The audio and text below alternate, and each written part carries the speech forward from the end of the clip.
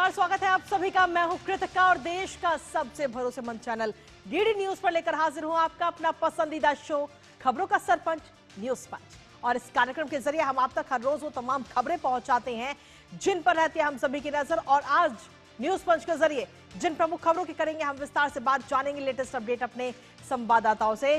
सबसे पहले एक नजर डालेंगे उन प्रमुख खबरों पर।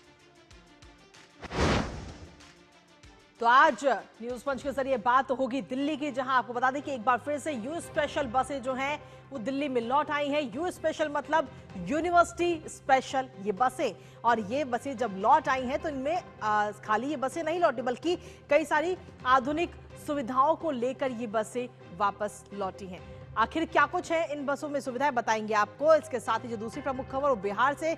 जी हां, बिहार में इस समय हाई अलर्ट जारी किया गया है और सुरक्षा है वो इस वक्त चाक चौबंद है। लेकिन आखिर इसके पीछे वजह क्या है, क्योंकि विधानसभा चुनावों का तो अभी ऐलान हुआ नहीं है।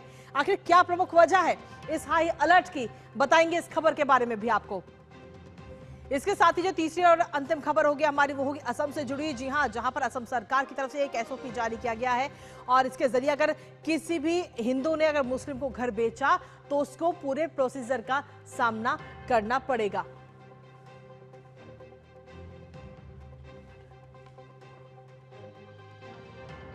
तो आखिर क्या इसकी पूरी एसओपी है, क्या प्रोसीजर है, बताएंगे इस खबर के बारे में भी विस्तार से आपको। तो चलिए शुरुआत करते हैं न्यूज पंच की पहली और प्रमुख खबर के साथ, जहां आपको बता दें कि बिहार इस समय दो बड़े कारणों की वजह से सुर्खियों में है।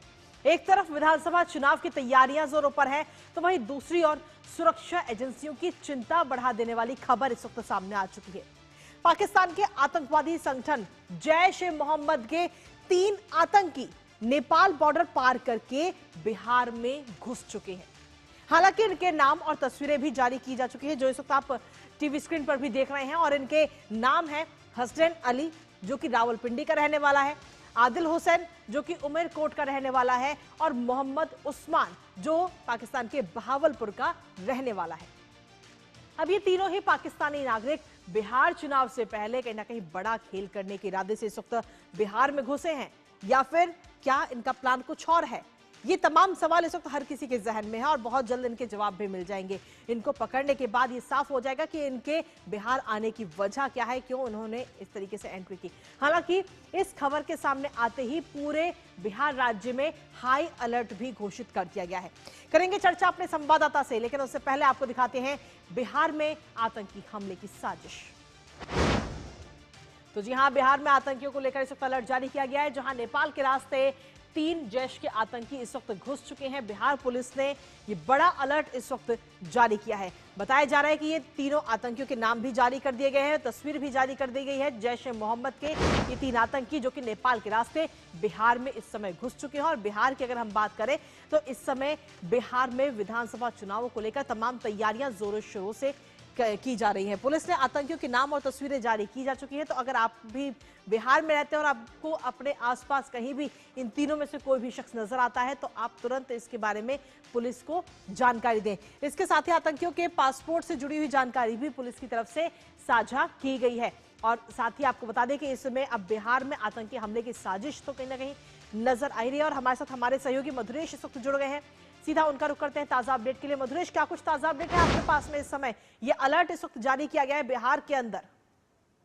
हाँ, देखिए, आज बिहार पुलिस को बड़ी इनपुट मिली है। जैश ए मोहम्मद के 3 आतंकवादी बिहार में घुसे हैं, ऐसा इनपुट मिला। अगस्त के महीने में ये तीनों आतंकी बिहार में आए थे और नेपाल बॉर्डर से ये आतंकी बिहार में घुसे थे।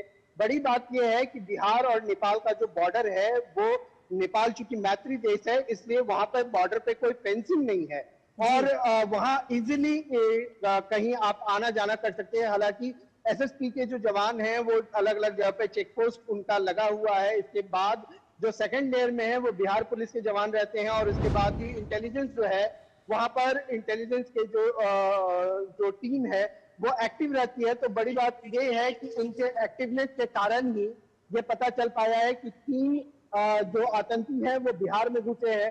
बड़ी बात यह भी है कि ऐसे वक्त में घुसे हैं जब बिहार में विधानसभा चुनाव की घोषणा कुछ दिनों में होने वाली है और दूसरी तरफ दुर्गा पूजा का जो त्योहार है जो बिहार में बड़े स्तर पर मनाया जाता है, गांव से लेकर के शहरों तक में, वो भी बिल्कुल आने ही वाला है। ऐसे में बिहार पुलिस और आम लोगों के लिए ये बड़ी चिंता का विषय है।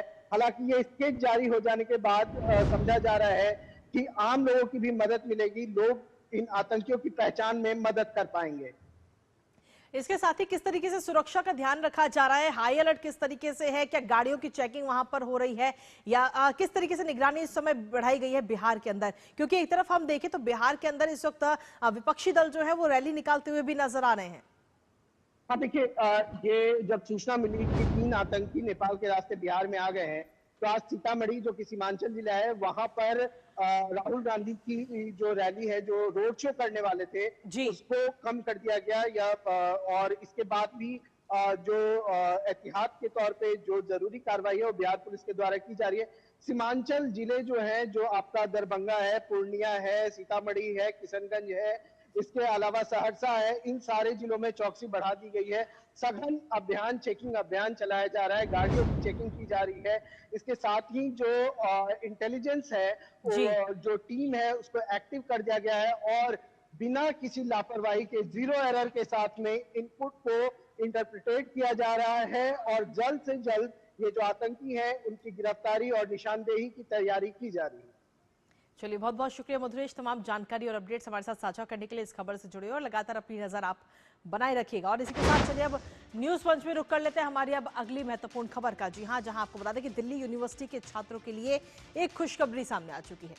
छात्र छात्राओं के लिए स्पेशल बसों की एक बार फिर से शुरुआत दिल्ली सरकार की तरफ से की गई है और जिसका नाम है यू स्पेशल बसें, यानी यूनिवर्सिटी स्पेशल बसें। और इस बार बदलाव ये है कि ये बसें छात्र छात्राएं यानी कि स्टूडेंट्स को सिर्फ सफर नहीं कराएंगी, बल्कि उनकी सुरक्षा, उनका मनोरंजन का भी पूरा ध्यान रखेंगी। छात्र छात्राएं अपनी मर्जी के हिसाब से गानों की सिफारिश कर सकते हैं, उन गानों को प्ले करा सकते हैं। हालांकि अभी ये पहला चरण है जिसे शुरू किया गया है और आगे इन बसों की संख्या भी और बढ़ाई जाएगी। दरअसल साल 2020 की बात है जब कोरोना काल था और उस समय बसों की संख्या कम होने की वजह से इसे बंद करना पड़ा था। पर अब एक बार फिर से इसकी वापसी हो चुकी है और वो भी आधुनिक सुविधाओं के साथ। आखिर इस यू स्पेशल बसों में क्या कुछ आधुनिक सुविधाएं मौजूद हैं, बताएंगे आपको, साथ ही करेंगे चर्चा अपने संवाददाता से। लेकिन उससे पहले आपको दिखाते हैं दिल्ली में दौड़ेगी यू स्पेशल बसें। तो जी हां, आपको बता दें कि दिल्ली में अब यू स्पेशल बसें यानी कि यूनिवर्सिटी स्पेशल बसें अब दौड़ती हुई नजर आएंगी और खास तौर पर दिल्ली यूनिवर्सिटी के जो छात्र छात्राएं हैं, स्टूडेंट्स हैं, उनको ध्यान में रखते हुए इसकी शुरुआत की गई है। और 1971 की दिवाली थी जब पहली बार इस बस सेवा को शुरू किया गया था और 90 के दशक में ये बसें काफी लोकप्रिय